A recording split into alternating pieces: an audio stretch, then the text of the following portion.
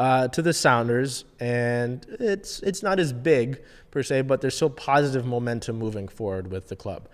They continue their preseason over in Spain and have got into their preseason friendlies. There was a few going on over the course of the past week, three technically in total. The first two being scrimmages. The first two against this is tough. First two against a club from Spain was a 1-1 draw. There was one goal scorer. Tacoma Defiance player Georgi Minogu scored in the 34th minute. So they split 120 minutes into two 60-minute halves. The second scrimmage was a 2-1 win. Dylan Tevez scored in the 23rd minute, assisted by Leo Chu. And Albert Rusnak scored in the 60th minute, assisted by Jordan Morris. Then we get to the one on your screen, February 4th. I am not going to try to pronounce that. I do not want to botch it. But the Sounders were able to be victorious in this one as well by a score of 3-0. There were 3 goal scorers in this one, 2 of them having already scored previously in those other scrimmages. Albert Rusnak scored in the 6th minute, assisted by Christian Roldan. Leo Chu scored in the 39th minute, assisted by Jordan Morris. And Dylan Tevez added that third goal in the 90+8, assisted by Danny Leva. So continuing, the preseason, getting in these friendlies is good. Starting to see where players fit in, what lineups might look like going into the 2024 season, looking to get back into title contention, obviously, and in somewhat of a new era. Obviously new because, as you can see on your screen, we've got the different branding. It's the 50th season in the club's history, so on and so forth.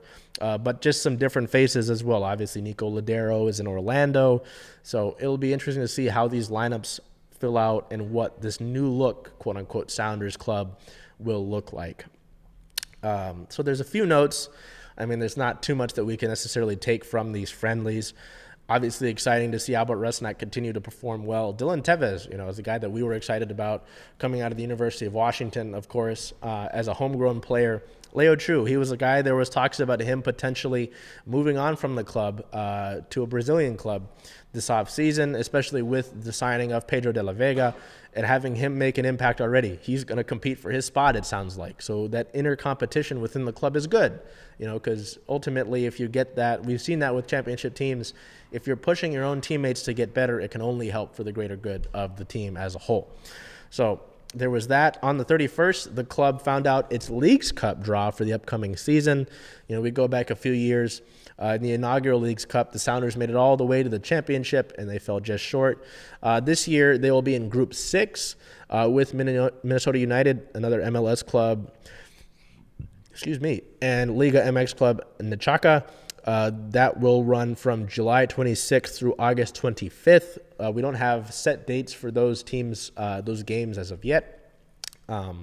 But every team will at least play 2 group stage matches, so the Sounders will play those 2 clubs that we just mentioned at minimum. Continuing from that with the more positive news, this is more of the highlight of the Sounders section for the team itself. There's some big stuff besides that. The club officially signed forward Danny Musovski, an attacker who had spent the last season with Real Salt Lake. In his 4-year career in Major League Soccer, he's never been a starter for the clubs that he's been on, including LAFC, but he has been productive in limited playtime. Think a guy like Will Bruin. He scored 16 goals and added 9 assists across 3,000 minutes in the MLS. His deal is through the 2025 season with a club option for 2026. So, you look at this, you look at the forward, the striker position for the Sounders. You've got Raul Ruiz-Diaz, who is back healthy per the club and motivated. After last season, at the end of the season press conference, it sounded like there was a mutual understanding between him and the club that he needed to be better and he needed to add more to his performance. And then there's Jordan Morris, who is still kind of learning to be a number 9 and be a true leader of the attack up top. And he's healthy again, and he's fully motivated. So you've got that. And then you've got Danny Musovski here, who's a veteran who's proven that he can make an impact in limited minutes and can probably be a spark plug off the bench for this Sounders club.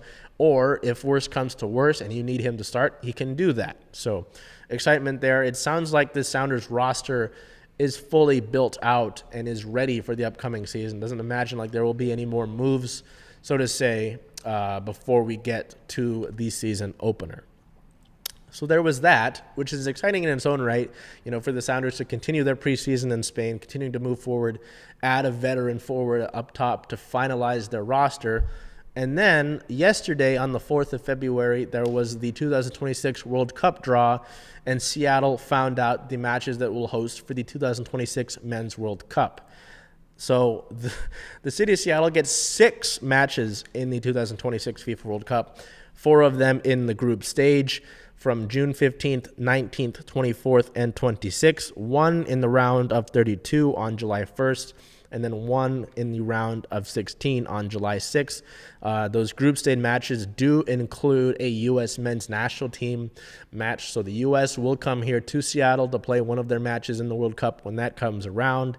Obviously, it's a big deal. The World Cup is the world's game. It's one of the, if not the biggest event in terms of world sports. And you bring 6 matches to Lumen Field. There will be grass installed for that. There is new turf going in right now because the last turf was on the end of its cycle, but grass will be installed into Lumen Field for this. It's a big deal. I mean, 6 matches is a lot more than I expected personally. I just expect, with the world event like this and with soccer as a whole, Seattle might have gotten a little bit ignored, so to say, but that was not the case. So we've got that, and we've got a little fun video for you with the World Cup to look at from FIFA itself.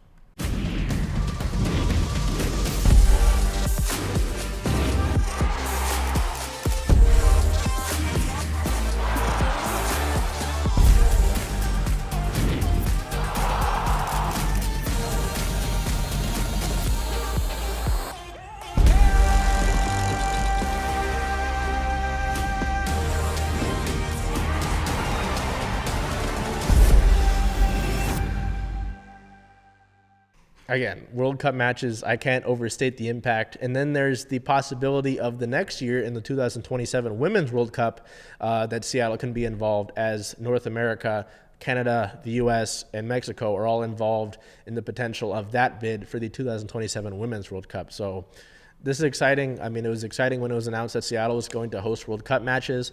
So we'll see more of that in 2026. Obviously, some time for that before we get there, but there's still a lot of build-up for that to happen, and hopefully we'll be able to see you at Lumen Field for those matches, hopefully all 6. But there's a long way to go for that, and we've got some work to do. Speaking of work to do, the Sounders will have 2 more friendlies before the regular season begins. February 9th in Spain still, 7 a.m. Eastern time. That's 4 p.m. Pacific time. The last match that they played the other day was streamed on Facebook. It's not clear whether these next 2 will be. So, if you, of course, follow us on social medias, Circling Seattle Sports on all your social medias to find out that sort of information.